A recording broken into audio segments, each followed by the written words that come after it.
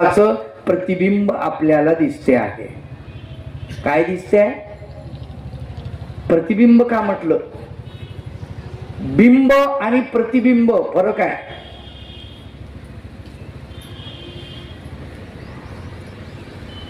आरसा समोर उभा आहे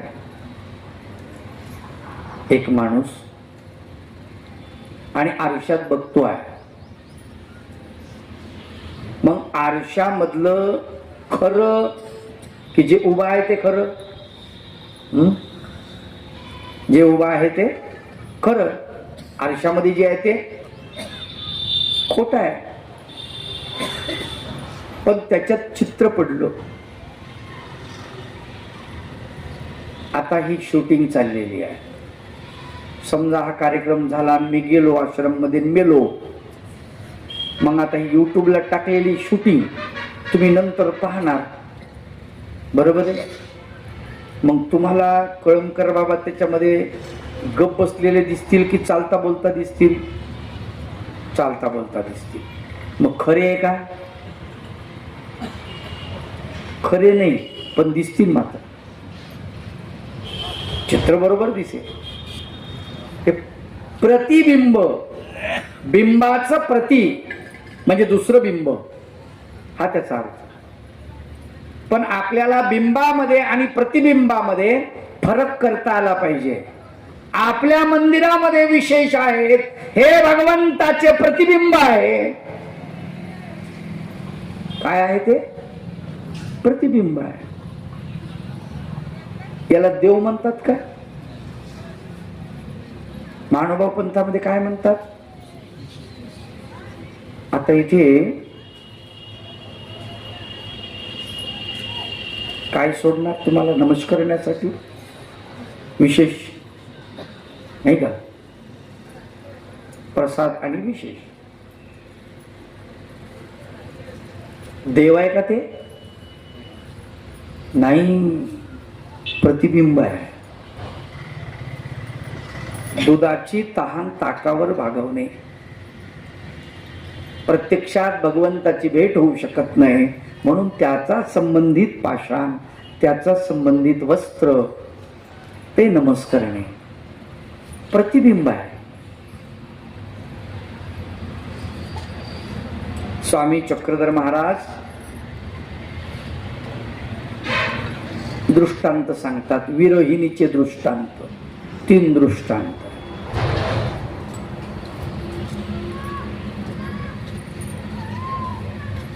एक विरहिणी आहे.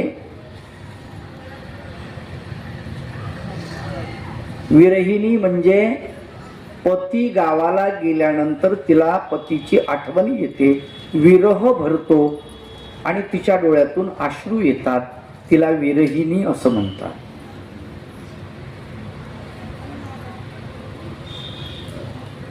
मग तिला पतीची आठवण आल्यावर ती काय करते माहिती आहे? तिच्या घरामध्ये आडकित्ता आहे, पिशवी आहे, तंबाखू सुपारी त्याच्यामध्ये असते, कपडे, ते काढते. त्याच्याकडे पाहते, हे माझ्या पतीचे आहे. गोड दृष्टांत आहे. पती नाही आहे, पण हे पतीचे आहे. ते काढून त्याच्याकडे पाहून ती मनाला समाधान करते. मनाचं हे पती येतील, पण तिला अधिक ते पाहिल्यानंतर तिच्या डोळ्यातून अश्रुपात जास्त होतो. दुसरी विरहिणी, मित्र परिवार त्याचा घरी आला की ती काय म्हणते? त्यांना चहा पाजते, त्यांना नाश्ता देते. हे माझ्या पतीचे मित्र आहेत, भाऊ आहेत, नातेवाईक आहेत.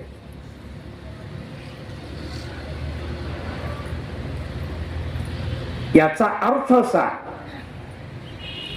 पती नाही पण पतीचा आणि यांचा काहीतरी संबंध आहे. मग पतीच्या गप्पा करतात ते मित्र, हिला बरं वाटतं. तिसरी विरहिणी भगवंत सांगतात, तिची अवस्था अशी असते, ती ऐसी चंदन तैसा चिखल, अन्न तैसी माती. तिला अन्न गोड लागत नाही, अंगाला चंदन लावावं तर चंदन गोड लागत नाही, तिला दिवस रात्र वैऱ्यासारखी असते, चैन पडत नाही. चंद्राचा पौर्णिमेचा पडलेला सुंदर प्रकाश तिला तिच्या अंतकरणाला टोचणी देतो, बोचणी देतो. चंद्राचा प्रकाश तिला सहन होत नाही, अंतकरण तिचं अधिक पोळते. का? पतीची आठवण अधिक तीव्र होते. आता पती शब्दाचा अर्थ मालक होतो. पती म्हणजे नवरा एवढाच अर्थ नाही. पती म्हणजे मालक. राष्ट्रपती म्हणतो की नाही आपण, हा? पती म्हणजे काय? मग मालक, राष्ट्राचा मालक. या अर्थानं परमेश्वर आपला पती आहे, सर्वांचा, तुमचा, आमचा, वासनिकांचा, भिक्षुकांचा, सगळ्यांचा मालक कोण आहे? परमेश्वर आहे. त्या परमेश्वराची आठवण आपल्याला करायची तर आपल्याला प्रसाद वंदन, आपल्याला विशेष वंदन हे आहे. तर या लीळा चरित्राच्या आरशामध्ये, दर्पणामध्ये प्रतिबिंबलय चक्रपाणी, लीळा वैभवकार म्हणतात, चक्रपाणी भगवंताचं प्रतिबिंब पडलं, याचा अर्थ अवतार झाला. आणि त्याच्या कथा याच्यामध्ये आपल्याला दिसतात. ते प्रतिबिंब आपण पाहणार आहोत. बिंब आपल्याला माहित नाही, पण प्रतिबिंब आपण बघणार आहोत.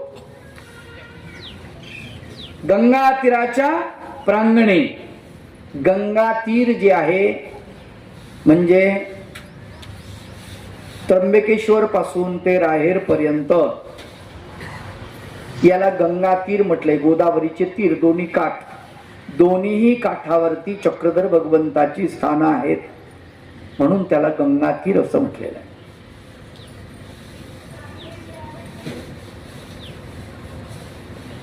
जो स्वेच्छेने अवतरला, बंधनरहित विचरला, स्वतंत्रपणे जो जगला, त्यासी लीळा म्हणावी. आता लीळा शब्दाचा अर्थ समजून सांगतात. लीळा म्हणजे काय? स्वतंत्रपणे, कोणी बर्डन दिलेलं नाही, कोणी धाक दिलेला नाही, कर्माच्या रेटा नाही, पाप कर्माचं ओझं नाही, स्वच्छंद, स्वतंत्र, मोकळेपणाने जो भगवंत आला, जो स्वेच्छेने अवतरला, स्वतःच्या इच्छेने अवतरला. परमेश्वर अवतार धारण करतो, त्याला कुणाची इच्छा नसते, त्याची इच्छा असते. उलट त्याची इच्छा मायेला पूर्ण करावी लागते. मनोधर्म, परमेश्वराचा मनोधर्म माया जाणते आणि मग परमेश्वर अवतार धारण करतात. स्वतःची इच्छा आहे. दुसरी गोष्ट, बंधनरहित विचरला. बंधनरहित, बंधनात नाही. आपण बंधनात आहोत, आपण बंधनात आहोत. आपल्याला बंधन आहेत. प्रपंचाचं बंधन, पत्नीचं बंधन, पतीचं बंधन, मातेचं बंधन, पित्याचं बंधन, आजोबाचं बंधन, मित्राचं बंधन, मुलाचं बंधन, ही सगळी बंधन आहेत. एवढंच नाही, हे तर चेतन झाल्या. जड वस्तूचं बंधन, जड वस्तूचे बंधन असते. घराचं बंधन हे का, शेतीचं बंधन, गाडीचं बंधन, बंधन आहे. पैशाचं बंधन, त्याने बांधल्या गेलो आहे आपण, तो मात्र बंधमुक्त आहे. बंधनात राहिला नाही तो, बंधनरहित विचरला. स्वतंत्रपणे जो जगला त्याशी लीळा म्हणावी. जो स्वतंत्रपणे जगला आहे त्याला लीळा म्हणाव. तुमचं काम एकदाच करा. पुढून इकडे तिकडे फिरले की बघा, जे दीक्षित नाहीत त्यांना दीक्षा देईल आणि जे दीक्षित आहेत त्यांना ढोऱ्या डोंगरात पाठवीन.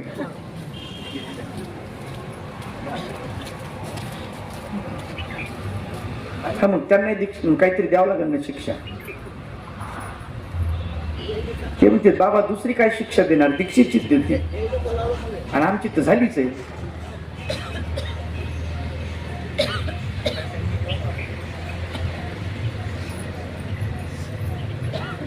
लीळाकाराचे जीवन करी लोकांचे कल्याण. शुद्ध बुद्ध ज्ञानवान लीळा लक्षण जाणावे. लीळाकार जो आहे, ज्यांनी लीळा केल्या, जो भगवंत लीळा करतो स्वतंत्रपणे, त्या लीळाकाराचे जे जीवन आहे त्या परमेश्वराचे ते जीवन कसं आहे ते सांगतो. म्हणाले करी लोकाचे कल्याण, जनसमुदायाचे कल्याण करतो तो भगवंत आपल्या लीळेच्या रूपाने. अधिक तो कसा आहे, शुद्ध बुद्ध ज्ञानवान. तो शुद्ध आहे, तो बुद्ध आहे आणि तो ज्ञानवान आहे. आता शुद्ध म्हणजे काय? शुद्ध शब्दाचा अर्थ त्याच्यात भेसळ नाही. परमेश्वर शुद्ध, त्याच्यात भेसळ नाही. आणि म्हणले जीवात्मा शुद्ध आहे ना? नाही, जीवात्म्यात भेसळ आहे. कोणती भेसळ आहे? पहिली अविद्येची भेसळ आहे. अविद्या जीवाला लागलेली पहिले बळापासून, नंतर आद्यमळ, नंतर 81 कोटी 1.25 देवतांचे मळ, त्यानंतर कर्माचे चिन्ह. असा हा अशुद्ध आहे. परमेश्वर मात्र शुद्ध आहे.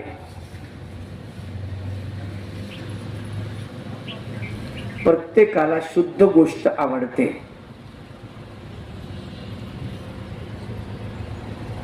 आता दूध आहे, दूध, मग दूध गाय शुद्ध देते, बरोबर आहे.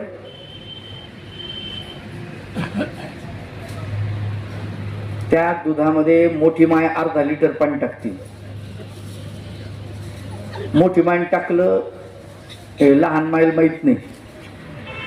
लहान माई येते ती बी अर्धा लिटर टाकते.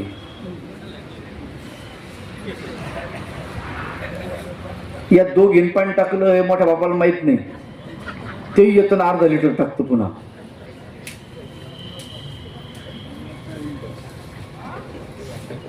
झालं 1.5 लिटर. आता दूध शुद्ध राहिलं का? तुम्ही म्हणसाल बाबा पाणी शुद्ध आहे ना. दोन्ही शुद्ध जरी असले, दोन शुद्ध एकत्रित आले की ते अशुद्ध बनते ना. शुद्ध आहे का? बरं जाऊ द्या. 10 लिटर दुधामध्ये 1.5 लिटर पाणी पडलं तर काही फरक पडणार नाही, बरोबर आहे. पण तुम्ही बिसलरी बॉटल आणल्या 20-20 रुपयाच्या, 10 बाटल्या आणल्या, बकेटीत भरून काढल्या आणि आता पाणी वाढायचं बा. आणि त्याच्यात तुमचं पोरगं आलं घरातलं आणि त्यानं 1.5 लिटर दूध टाकलं पाण्यात. आता ते पाणी वाढलं जाईल का? ते दूध हे वाया गेलं आणि ते पाणी वाया गेलं. दोन्ही शुद्ध आहेत ना. पण दोन्ही शुद्ध आहेत, एकत्रित आले, बिघडलं का? आलं का लक्षात? शुद्ध त्याला म्हणायचं की त्याची यथास्थिती स्वतंत्र आहे. तो शुद्ध असा परमेश्वर. याच्यात कसलीच भेसळ नाही, याच्यात देवता मिक्स नाही, याच्यात जीवात्मा मिक्स नाही, यात प्रपंच मिक्स नाही. तसं जीवात्म्याचं नाही, याच्यामध्ये स्वतः जीवात्मा, अविद्या, आद्यमळ, 5 पिशी 7 पिशी, कर्म, कर्माचे ठसे, चिन्ह, हे सगळं सगळं अशुद्ध. म्हणून तो शुद्ध आणि तो बुद्ध. बुद्ध शब्दाचा अर्थ असा की बुद्ध म्हणजे ज्ञानमय. बुद्ध म्हणजे काय? ज्ञानमय. मग आता बुद्ध म्हणजे जर ज्ञानमय आहे तर पुन्हा ज्ञानवान सांगायची गरज काय? बरोबर आहे की नाही? पुढे ज्ञानवान शब्द आला, काय गरज आहे पुन्हा ज्ञानवान शब्द सांगायची? ज्ञानवान शब्द, ज्ञान वेगळं आणि बुद्ध वेगळं, दोन्ही अर्थ वेगळे. सामान्यपणे बुद्ध म्हणजे ज्ञान हे होतं, पण ते स्वतःसाठी, स्वतः ज्याला कळतं त्याप्रमाणे वागतो त्याला बुद्ध म्हणतात. काय आलं का लक्षात? आता मला कळतं आणि त्याप्रमाणे मी वागतो, हे बुद्धत्व झालं. पण मी तेच दुसऱ्याला सांगतो, आता ते बुद्धत्व नाही, आता ते ज्ञान आहे. परमेश्वर स्वतः बुद्धमय रूप आहे. तो जेव्हा जीवाला देतो तेव्हा त्याचं ज्ञान बनतं, बुद्धत्व राहत नाही. कारण जीवाला दिल्यानंतर तो गमवूही शकतो आणि जे गमवू शकतो ही शक्यता आहे त्याला ज्ञान म्हणतात. आपल्याकडे ज्ञान आहे त्याचं कारण आपण घेतो उसनं. आज आहे, पाठ केलं, उद्या विसरून जातो, याचा अर्थ ते ज्ञान आहे. राहत नाही आपल्याकडे, म्हणून ज्ञान म्हटलं. असं ज्ञानामध्ये आणि बुद्ध शब्दामध्ये फरक आहे. शुद्ध बुद्ध लीळाकाराचे जीवन करी लोकांचे कल्याण. शुद्ध बुद्ध ज्ञानवान लीळा लक्षण जाणावे. जे परेच्छेने वागती कर्मबंधे लिंपित होती. चरित्रे तया ते म्हणती जीवजातीचे. आता लीळा आणि चरित्र या दोन शब्दामध्ये लीळा समजून सांगितली अगोदर आणि चरित्र शब्दाचा अर्थ समजून सांगतायत पुढे. काय म्हणतात? जे परेच्छेने वागती, दुसऱ्याच्या इच्छेने वागतात, त्यांचं काय? चरित्र. बाबा लोक येऊन बसले, चला चला तर चला. माझी इच्छा आहे का ती आता? नाही. तुमच्या इच्छेसाठी मी इथं बसलो. माझी इच्छा नसेल तरी मला बसावं लागतं. माझं पोट दुखलं तरी बसावं लागतं, डोकं दुखलं तरी बसावं लागतं.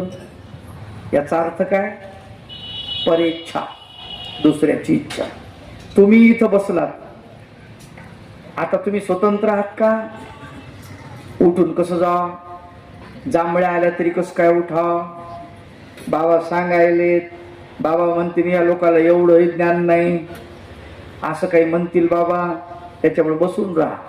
तुम्हीही बंधनात आहेत, मीही बंधनात आहे. दुसऱ्याच्या इच्छेवर चाललंय. आपली इच्छा आहे का? नाही.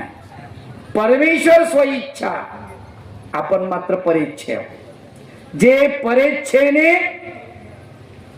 राहती किंवा वागती, कर्मबंधे लिंपित होती, कर्माच्या बंधनात लिंपित होतो. आपण कर्माच्या बंधनात अटकतो. कर्मबंधन म्हणजे कळलं तुम्हाला कसं म्हणतात? उदाहरण सांगतो म्हणजे पटकन लक्षात येईल.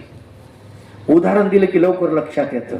एक माझ्यासारखा संन्यासी पथरोड सारख्या गावामध्ये एका शेतात झोपडी बांधून राहिला. गावात जायचा, भिक्षा मागायचा आणि तिथे येऊन आपलं भिक्षा भोजन करायचा. लोक येतील, बोलायचा, आशीर्वाद द्यायचा, आपलं आपलं झोपणे, आपलं आपलं नामचिंतन करणे, झोपडीमध्ये राहणे, वाटलं तर जाणे, वाटलं तर न जाणे, वाटलं तर झोपणे, वाटलं तर बसणे, नाही तर वाटलं तर उन्हात फिरणे. मालक आहे का कोणी? नाही. बाबा पारायणाला या. ए भाऊ, मी काही पारायणाला येत नाही, मी काही तुमचा बांधील नाही. भिक्षा वाढू वाटलं वाढा, नाही तर नका वाढू. हाय का काही बंधन? नाही. एका माणसाला दया आली. दया काय? दया आली. त्यानं काय केलं? ते म्हणला बाबा गावात जा, भिक्षा मागा. त्याच्यापेक्षा एक काम करा ना तुम्ही. काय? मी तुम्हाला पोतभर गहू देतो.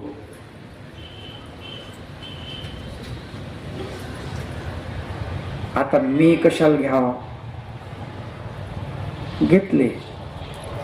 मग पोतभर गहू ठेवले. पोतभर गहू ठेवले. गहू आल्यावर चिमण्या आल्या की नाही? झोपडी द्यायला लागल्या चिमण्या. झोपही उडाली त्या बाबाची. अय काय रे चिमण्या, काय ताप द्यायला. पण नुसते चिमण्याच नाही, उंदर आले. आता काय कटकट झाली बा. दिवसा ढवळ्या उंदीर बघायला माझ्याकडे, ते कुत्रा राहिले पोत. धान्य आहे, उंदीर येणारच. एक यजमान आले, त्याने पाहिलं बाबा उंदर लई त्रास दिली तुम्हाला. हो ना, काय कटकट झाली. हे ते गहू आणून दिले त्या यजमानानं, हे उंदर त्रास दिले. थांबा, मी मांजरीचं पिल्लू आणून देतो तुम्हाला. आणि नको रे बाबा, हे कटकट काही कामाची नाही. नाही नाही, मांजराला बघितलं की उंदर येणारच नाही. आणलं उंदर, मांजरीचं पिल्लू आणून दिलं. आता ते मांजरीचं पिल्लू उंदीर नाही भेटलं, म्याव म्याव, इकडून मांडी खाली घुस, इकडे पोटाखाली घुस. अरे बाबा, अरे काय कटकट लागली रे. बरं होतं गावात जात होतो, भिक्षा मागत होतो, जेवण करत होतो. हे काय आता म्याव म्याव केल्यावर आपल्यालाही बरं वाटत नाही. त्याला काय करा? त्यानं सांगितलं. तिसरा माणूस आला. ते म्हण बाबा हे तुम्हाला मांजरीचा लय त्रास. हो ना, ते पोट पा, ते मांजरीचं खपारीला गेलं. एक काम, इथं गाय आणून बांधतो मी तुम्हाला, गाय घ्या. अरे बाबा, ती काय असं काय करायला कटकटी, चांगलं नाहीये. गाय कोणी सांभाळायची, काय करायचे? नाही नाही, असू द्या, दान देतो ना मी, का पैसे मागायला काय तुम्हाला? घेतला ग्लास भर पाणी दिला, संकल्प तुम्हाला गाय कृष्ण अर्पण. आणली गाय, खुट्याला बांधली. ते मोठ्यानं 5 वाजले की बोंबलायला ते. आता काय करावं बाबा, एवढी कटकट झाली. येणारे जाणारे शेतकरी बाबा, हे बरं आहे का? गाय बोंबलायली, तिला चारा टाका ना. कुठून आणायचा? एका यजमानानं विचार केला, म्हणला हे काही बरं नाही. गाय एखादी मेली तर बाबाला पातक लागन. बाबा गहू हत्तेचं पातक लागन तुम्हाला. थांबा म्हणला, मी तुम्हाला 2 एकर जमीनच देऊन टाकतो. दिली जमीन. मग आता जमीन दिली तर कसायची कोणी? नाही, जमीन कसायची कुणी? किती दिवस कसून देईल देणारे माणसं? लोक म्हणले बाबा जमीन तुमच्याकडे, गाय तुमच्याकडे, सगळं तुमच्याकडे, सगळंच येण, काय तुमच्या भानगडी? आणि लावा नांगर, नांगरा, वखरा, पेरा, मस्त पीक काढा. कशाला भीक मागत फिरता? लोक देत नाहीत. आता बाबाने विचार केला, जाऊ द्या, काय फरक पडते. घातला काष्टा पदराचा, लावला नांगर. नांगर वखर सगळं. आता धान्य तर यायलंय, सगळं यायलंय, सगळं व्हायलंय. घरात मांजर बी आहे, उंदर त्रास देईन, सगळं बरोबर आहे. आता भाकर कोण करून खाऊ घालू?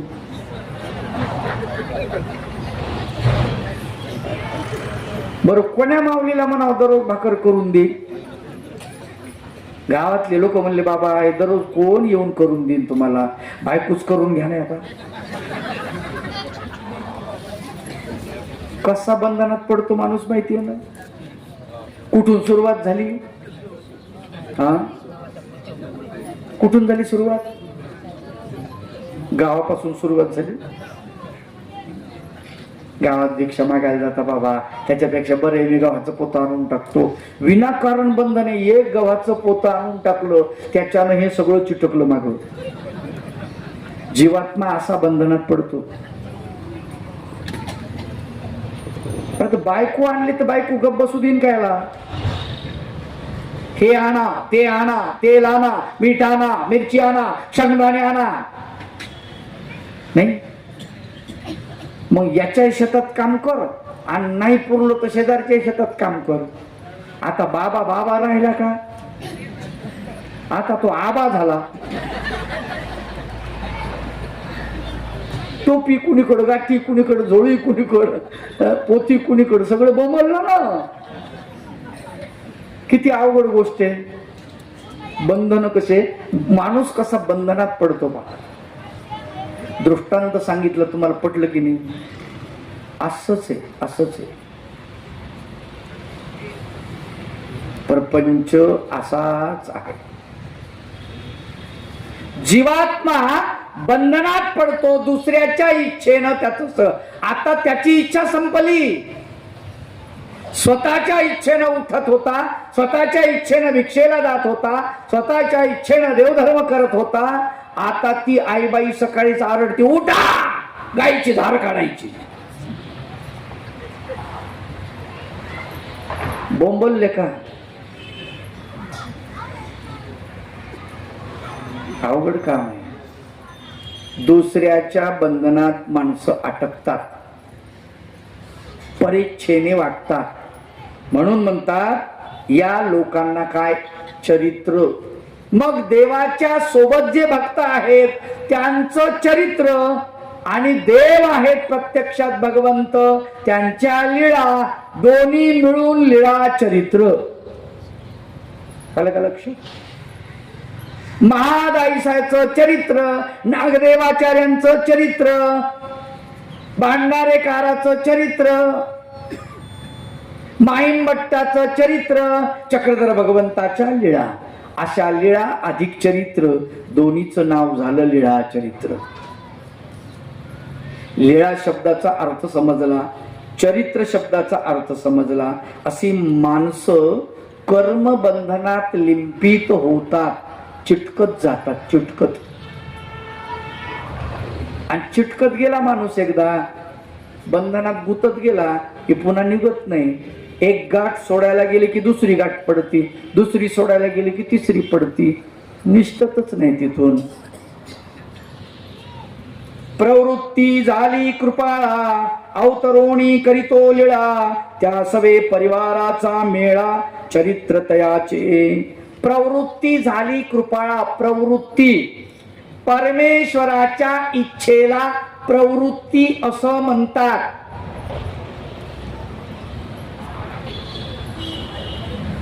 काही शब्द जे आहेत ना, त्या शब्दाला प्रतिशब्द नाही, त्याचं ट्रान्सलेशन होत नाही. भाषा ट्रान्सफर ज्याला म्हणतो ना, ते होत नाही. प्रवृत्ती शब्दाचं ट्रान्सफर होत नाही. प्रवृत्ती म्हणजे इच्छा असंही होत नाही. इच्छा माणसाची असते, प्रवृत्ती परमेश्वराची असते.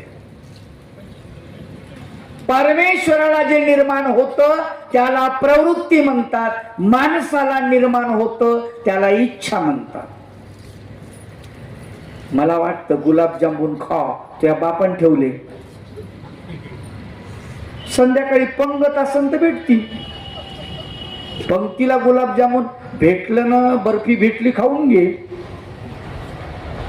गुलाबजामुन कसे भेटणार आहेत? तुझ्या इच्छेवर काही आहे का? काहीच नाही. ती इच्छा, आपली इच्छा वाढत जाते, प्रवृत्ती तशीच असते. ती परमेश्वराला उत्पन्न होते, आपल्याला इच्छा उत्पन्न होते. म्हणून इच्छा वेगळी, प्रवृत्ती वेगळी. इच्छेमध्ये वासनाही असते, इच्छेमध्ये वासना